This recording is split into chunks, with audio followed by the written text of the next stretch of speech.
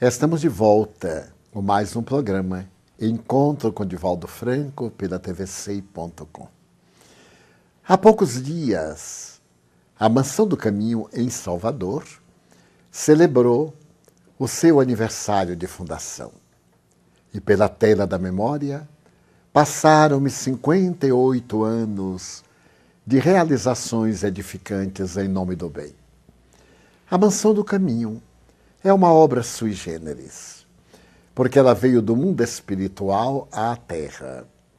Eu era, então, um jovem de 21 anos, quando numa viagem a uma estação de trem suburbana, próxima a Salvador, para visitar uma pessoa atormentada por espíritos infelizes, retornando, tive uma estranha sensação e experimentei o primeiro desdobramento espiritual da minha atual existência.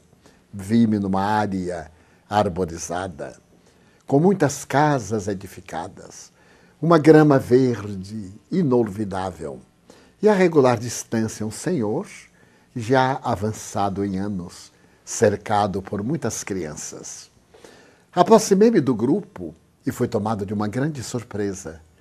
Quando o senhor, em se voltando para trás, dei-me conta que se tratava de mim mesmo já envelhecido.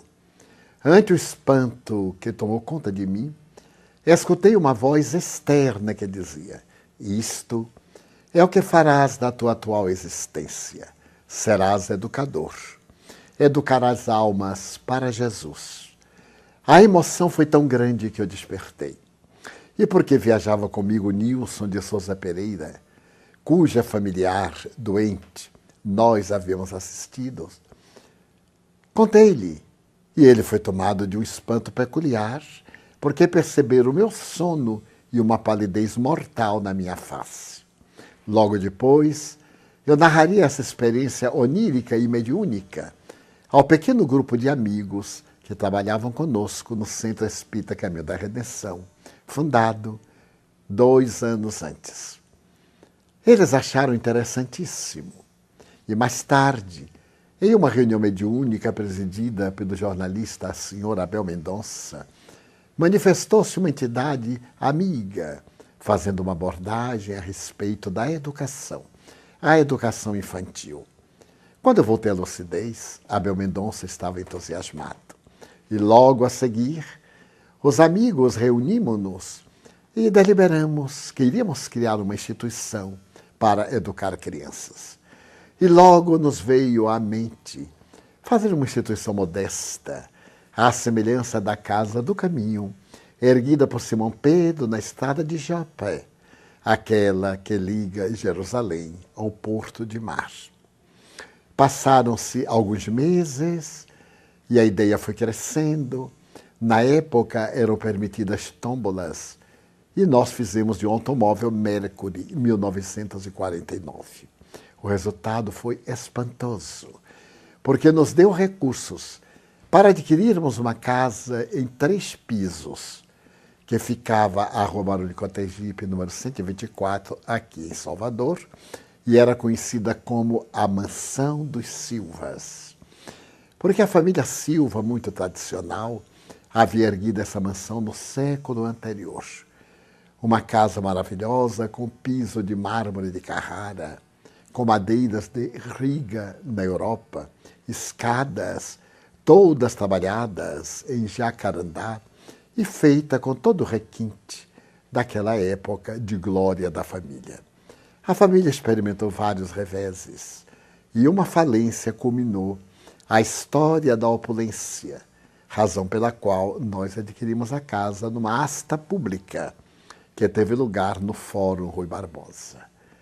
No dia 15 de agosto de 1952, após ingentes esforços, nós conseguimos colocar em ordem o velho edifício que estava muito danificado, reerguê-lo, construir paredes e divisórias, ampliar a área dos lavabos e sanitários e inauguramos a Mansão do Caminho. Por que mansão? O próprio Sr. Silva, muito deprimido, pediu-nos se preservaríamos o nome dos Silvas, Eu lhe disse que era impossível. Mas pensando na casa do caminho e vendo essa casa que era um palacete antigo, nós lhe dissemos que conservaríamos o nome de Mansão do Caminho, em homenagem ao apostolado pioneiro dos servidores de Jesus da primeira hora. Começamos a receber crianças de ambos os sexos e a educá-las nesse ambiente da infinita ternura, graças a um voluntariado caracterizado pelo amor. Os anos transcorreram céleres e por volta de 1955, um amigo muito querido disse-nos: Divaldo, aquele terreno cuja visão psíquica você teve existe. Porque passando pela estrada velha do aeroporto, eu vi uma área e logo identifiquei, pela sua descrição, que era a área onde se poderá erguer no futuro a Mansão do Caminho. Ele levou-nos até o local, e quando eu cheguei a uma velha porteira, tratava-se de uma fazenda, naquele momento abandonada. Eu voltei a ter a mesma visão. Os vários pavilhões, edifícios nos seus lugares, árvores. Na época, o solo duro, crestado, tinha apenas velhas mangueiras, jaqueira antiga. E então, claro, interessamos-nos. E depois de discutirmos muito com o proprietário, firmamos um contrato de adquirir metade da área, concluindo a aquisição mais tarde, com toda a área do terreno. Começava agora uma experiência fascinante, a partir de 1960, que seriam os lares substitutos, obra iniciada na Europa, na Áustria, por um médico humanitário, o Dr. Meiner. Ele havia criado as obras, os lares SOS Internacional, aldeias infantis internacionais, em Kingerdorf, e espalharam-se pelo mundo inteiro. Em 1960, nós transferimos os meninos para essa área recentemente adquirida e começamos agora a construir a comunidade. 2 anos depois, as meninas também foram trazidas e nós iniciamos com 10 lares. Eram 10 lares substitutos. Uma ideia genial. Fazer que a criança sentisse-se em um ambiente que correspondia ao da família convencional. Então as casas eram geminadas por serem mais econômicas. E isso nos proporcionou ter uma casa na qual havia predominância do sexo masculino e na casa ao lado, predominância do sexo feminino.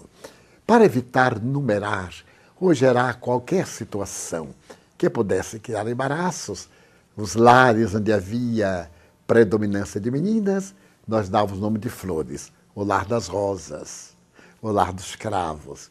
E onde predominavam meninos, o lar dos jacarandás, o lar dos ipês. Assim começou uma obra que se vem prolongando desde há 58 anos. Mas nós vamos fazer uma ligeira pausa e logo voltaremos.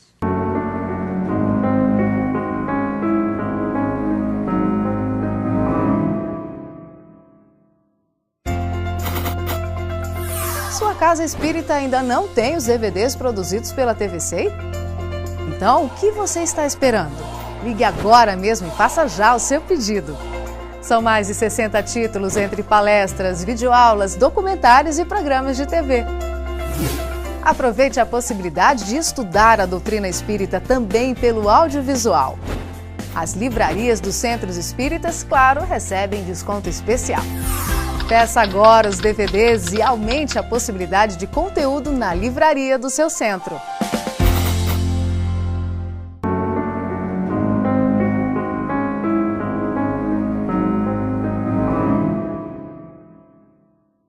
Estamos de volta com nosso encontro hebdomadário, através da tvc.com. Falávamos a respeito dos lares substitutos da Mansão do Caminho. A experiência foi enriquecedora, porque chegamos a ter 20 lares e a manter 125 crianças. Era verdadeiramente um mundo infantil. Logo, adicionamos uma escola fundamental, um serviço médico, um jardim de infância e fomos construindo conforme aquela visão psíquica anterior, já que, descrevendo-a para Nilson, ele tentou colocá-la no papel para servir-nos de roteiro ao largo dos anos. Na década 80, 90, a benfeitora Joana de Ângeles falou-nos que o internamento de crianças era, de alguma forma, uma violência. Se a família era desestruturada ou não, cabia-nos estruturá-la ou reestruturá-la. Como a maioria das crianças era constituída por órfãos, cujos pais estavam desencarnados, ou as denominadas órfãos sociais, nós começamos a pensar no que fazer. E ela sugeriu que, à medida em que se emancipassem as crianças, depois dos 20 anos, 21, nós não fôssemos colocando novos. E as casas que fossem ficando vazias, nós transformássemos em escola. A sugestão foi excelente, porque o bairro no qual nos encontramos, que se chama Pau da Lima, havia crescido e nessa oportunidade deveria estar com mais de 100 mil habitantes. Um bairro violento, muito carente. Então, nesse ínter, nós criamos uma creche, que hoje alberga 150 crianças a partir dos 2 anos. Também criamos um jardim de infância, com especificidades para aquele período dos 2 aos 5 anos. Multiplicamos as escolas de uma a Jesus Cristo para 3, Alvorada Nova e Allan Kardec. O serviço médico desenvolveu-se e passamos a atender o máximo dentro das nossas possibilidades. Logo surgiram outras atividades psicológicas, de promoção social, a entrega de enxovais a gestantes carentes. Mas nessa oportunidade, o plano era cerrarmos completamente o internato, mesmo nos lares substitutos. Fomos fazendo sem nenhum choque. E hoje temos 2 crianças que são adultas, que residem conosco por livre opção e dedicam-se com um carinho imenso. Temos 32 filhos que são funcionários da nossa comunidade, que estão devolvendo aos menores carentes aquele amor que nós lhes demos dentro dos recursos que possuíamos. Naturalmente, hoje, o nosso trabalho é um trabalho de intercâmbio com a comunidade.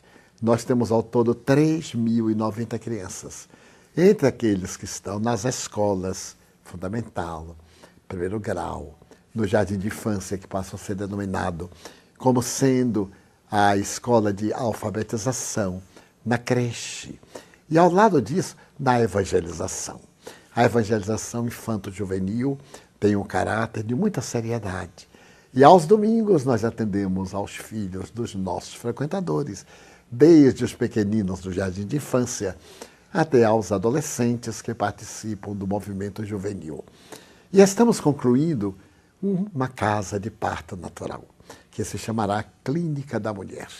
Era um dos nossos últimos sonhos, pegar a mulher grávida, fazer o pré-natal, logo depois ela ter o parto em nossa casa, encaminharmos a criança à creche, logo depois a alfabetização, a escola fundamental, e a partir do 8º grau, 8ª série, levar as escolas profissionalizantes, que nós temos 10, e que pretendemos aumentar neste momento em que as leis estão estabelecendo as novas diretrizes para as obras sociais.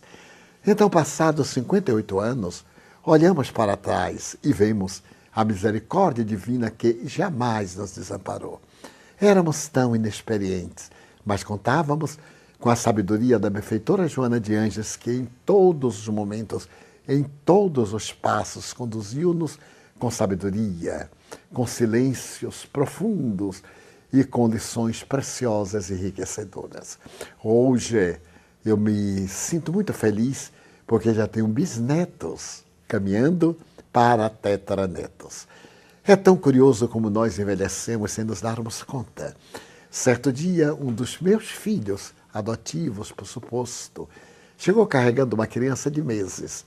E então, muito surpreso, eu olhei para ele, menino de 40 anos, e disse: mas guri, você com um filhinho agora, nessa idade, 2, 3 meses. Ele disse, não, tio, este é meu neto. Eu tive um choque. Era avô e não sabia.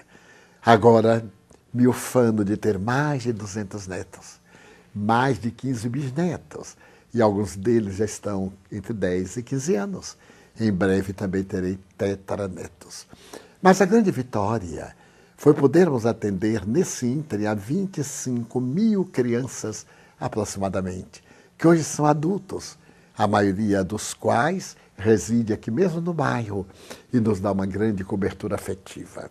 Vários frequentam nossa casa, outros estão espalhados pelo Brasil e pelo mundo, vários estão no exterior e quando passo por acaso pelas cidades dos países em que vivem, vão estar comigo, ricos de alegria.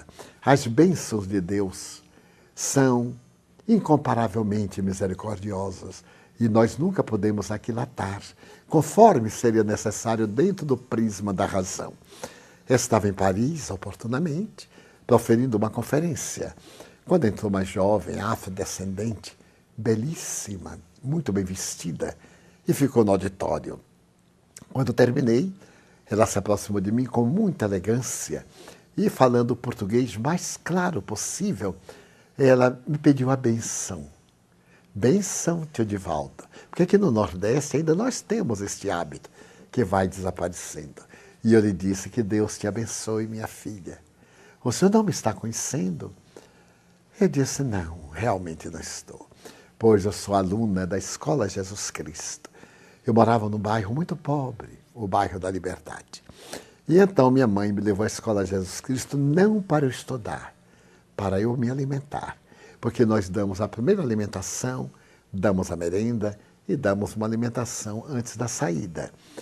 E às vezes, nos outros setores, diariamente aliás, nós damos o último alimento para levar para casa, da creche e do primeiro grau. Leva para casa o pão, o leite, o café, o açúcar, porque em casa não tem. E então eu comecei a frequentar a escola. Eu morava na Estrada da Liberdade e andava 5 quilômetros para ir à Escola Jesus Cristo. Pois bem, eu cresci, vim tentar a vida na França, tornei-me modelo e agora eu sou condessa. Casou-se com um conde, mora aqui na rua tal, temos um castelo na cidade X e vim colocá-lo às ordens do Senhor. Ela estava muito bem maquilada, mas as lágrimas desciam com espontaneidade. Então ela abraçou-me e disse, tio, o investimento que foi feito não foi esquecido em mim, porque daqui eu estou procurando socorrer as crianças do bairro lá da Estrada da Liberdade, no Corta-Braço, numa escolinha que mandei construir e que estou mantendo. São os frutos abençoados do amor. Então, nestes 58 anos, desde que fundamos a Mansão do Caminho, somente recolhemos bênçãos. E gostaria de estimular todos à prática do bem, a ajudar sempre. Não esperar gratidão, porque a gratidão está embutida na ação. Faremos a nossa outra pausa e logo voltaremos.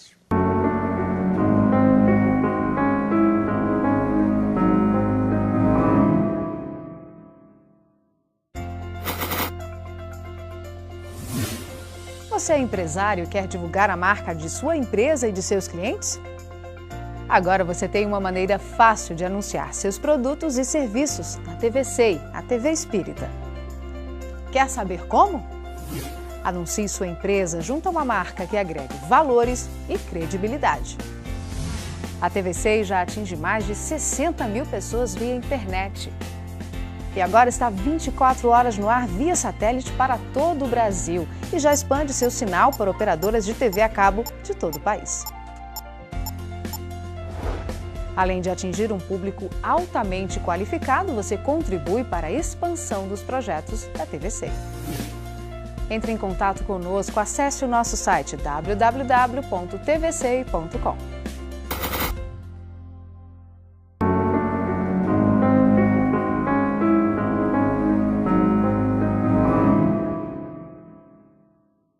Estamos de volta pela tvsei.com, narrando em pinceladas muito rápidas a história da Mansão do Caminho.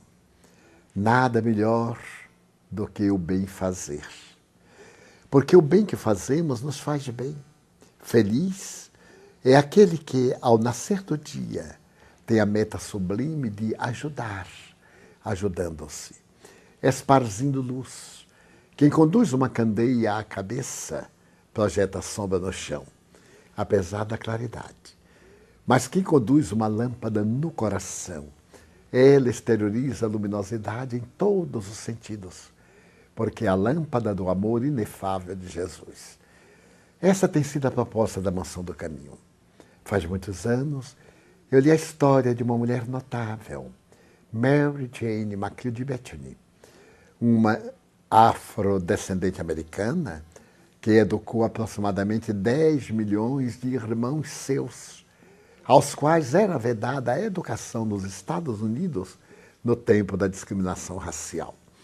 E quando Mary Jane, a menina dos algodoais da Carolina do Norte, foi transportada graças a uma outra negra que se havia formado e procurava crianças que tivessem aptidões culturais para estudar, ela foi para uma escola em Chicago e nunca esqueceu, quando ela entrou na escola, havia uma pequena placa na porta que dizia: entre para aprender. Ela entrou. E quando entrou, voltou-se para trás. Na porta estava escrito: saia para servir. Essas duas frases que Mary Jane McLeod Bethany coloca na sua autobiografia serviram de diretriz para a Mansão do Caminho. Nós colocamos uma plaquinha no portão de entrada: entre para aprender. E do lado oposto, na parte interna, saia para sair. Então, na Mansão do Caminho, nós aprendemos a servir, para podermos viver a serviço do bem. Muitas pessoas, às vezes, surpreendem-se com esse comportamento, acreditando que são formas de alienação, porque nós teríamos uma vida especial. De maneira nenhuma. A nossa vida é perfeitamente normal dentro dos padrões éticos sociais e dos compromissos ativos. Eu, por exemplo, trabalhei 35 anos, como qualquer cidadão. 30 anos em uma autarquia, o Instituto de Previdência e Assistência de Servidores do Estado, e os outros 5 numa obra social lá, Fabiano de Cristo, mantida pela Caixa de Pecúlio dos Militares. Aposentei-me. Àquela época, dedicava todas as noites à doutrina espírita, mas também os fins de semana, as férias, feriados, todas as oportunidades de serviço.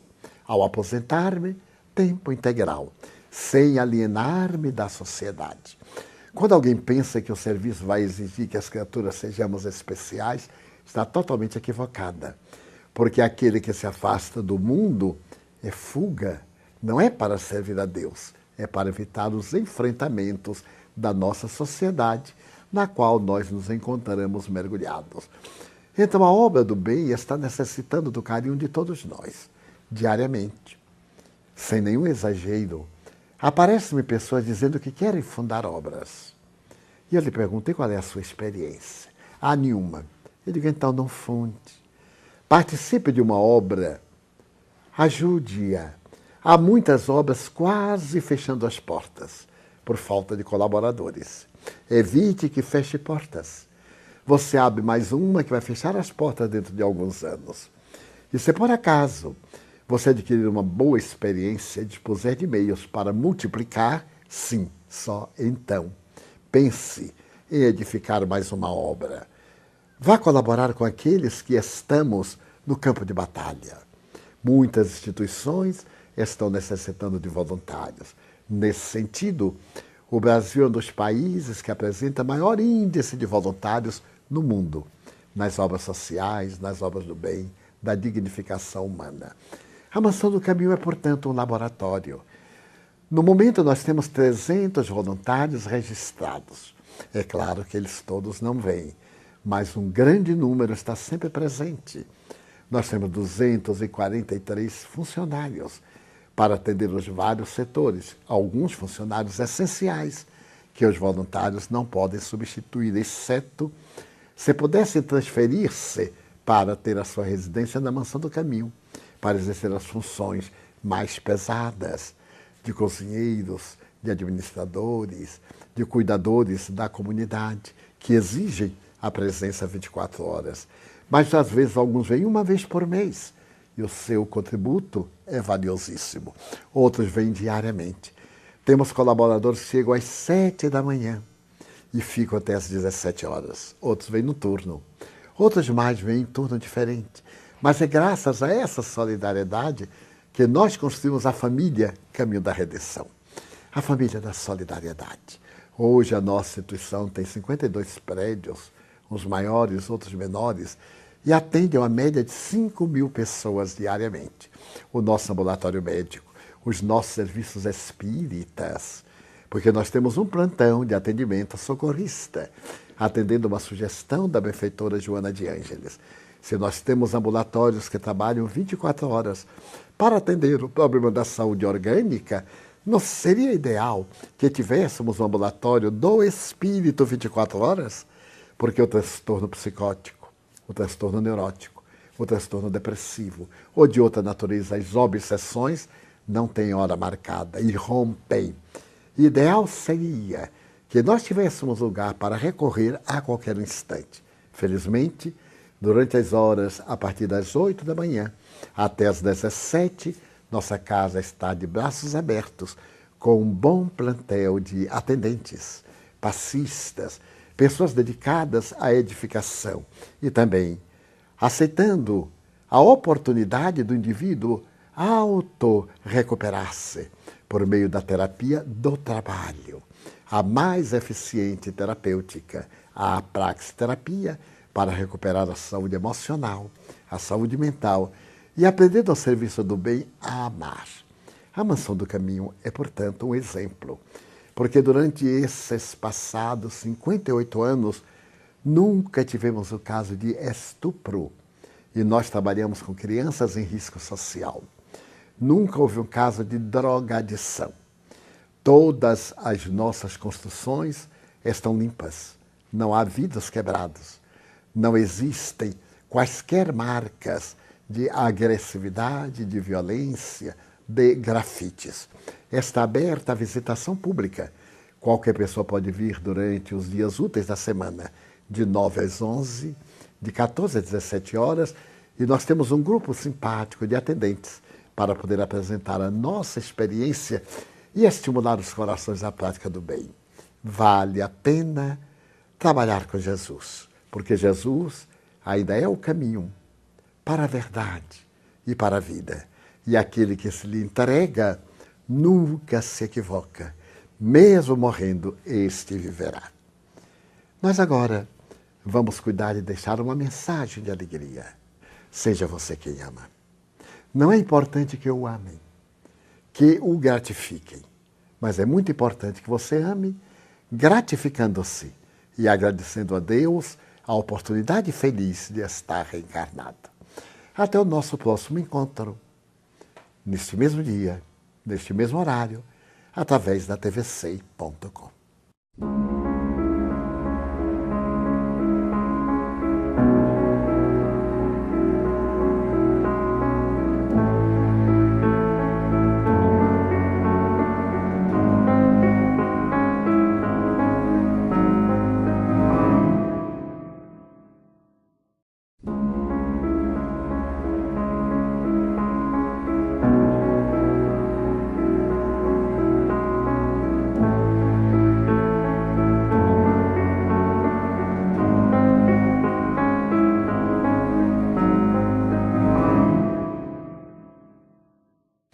Estamos de volta com mais um programa, Encontro com Divaldo Franco, pela tvsei.com. Há poucos dias, a Mansão do Caminho, em Salvador, celebrou o seu aniversário de fundação. E pela tela da memória, passaram-me 58 anos de realizações edificantes em nome do bem. A Mansão do Caminho é uma obra sui generis, porque ela veio do mundo espiritual à Terra. Eu era, então, um jovem de 21 anos, Quando numa viagem a uma estação de trem suburbana próxima a Salvador, para ver, a família experimentou vários reveses e uma falência culminou a história da opulência, razão pela qual nós adquirimos a casa numa asta pública que teve lugar no Fórum Rui Barbosa. No dia 15 de agosto de 1952, após ingentes esforços, nós conseguimos colocar em ordem o velho edifício que estava muito danificado, reerguê-lo, construir paredes e divisórias, ampliar a área dos lavabos e sanitários e inauguramos a Mansão do Caminho. Por que mansão? O próprio Sr. Silva, muito deprimido, pediu-nos se preservaríamos o nome dos Silvas. E eu lhe disse que era impossível. Mas pensando na Casa do Caminho e vendo essa casa, que era um palacete antigo, nós lhe dissemos que conservaríamos o nome de Mansão do Caminho, em homenagem ao apostolado, à semelhança da Casa do Caminho, erguida por Simão Pedro na estrada de Jopé, aquela que liga Jerusalém ao Porto de Mar. Passaram-se alguns meses e a ideia foi crescendo. Na época eram permitidas tômbolas e nós fizemos de um automóvel Mercury em 1949. O resultado foi espantoso, porque nos deu recursos para adquirirmos uma casa em 3 pisos, que ficava à Rua Barão de Cotegipe, número 124, aqui em Salvador, e era conhecida como a Mansão dos Silvas. Porque a família Silva, muito tradicional, havia erguido essa mansão no século anterior. Uma casa maravilhosa com piso de mármore de Carrara, com madeiras de Riga, na Europa, escadas, todas trabalhadas em jacarandá e feita com todo o requinte daquela época de glória da família, cuja familiar doente nós havíamos assistido. Contei-lhe, e ele foi tomado de um espanto peculiar, porque perceberam o meu sono e uma palidez mortal na minha face. Logo depois, eu narraria essa experiência onírica e mediúnica ao pequeno grupo de amigos que trabalhavam conosco no Centro Espírita Caminho da Redenção, fundado 2 anos antes. Eles acharam interessantíssimo. E mais tarde, em uma reunião mediúnica presidida pelo jornalista Sr. Abel Mendonça, manifestou-se uma entidade amiga, fazendo uma abordagem a respeito da educação, a educação infantil. Quando eu voltei à lucidez, Abel Mendonça estava entusiasmado. E logo a seguir, os amigos reunimos-nos e deliberamos que iríamos criar uma instituição para educar crianças. E logo nos veio à mente fazer uma instituição modesta, visitar uma pessoa atormentada por espíritos infelizes. Retornando, tive uma estranha sensação e experimentei o primeiro desdobramento espiritual da minha atual existência. Vi-me numa área arborizada, com muitas casas edificadas, uma grama verde inolvidável, e a regular distância um senhor, já avançado em anos, cercado por muitas crianças. Aproximei-me do grupo e fui tomado de uma grande surpresa. Quando o senhor, em se voltando para trás, dei-me conta que se tratava de mim mesmo já envelhecido. Ante o espanto que tomou conta de mim, escutei uma voz externa que dizia: isto é o que farás da tua atual existência. Serás educador. Educarás almas para Jesus. A emoção foi tão grande que eu despertei. E porque viajava comigo Nilson de Souza Pereira,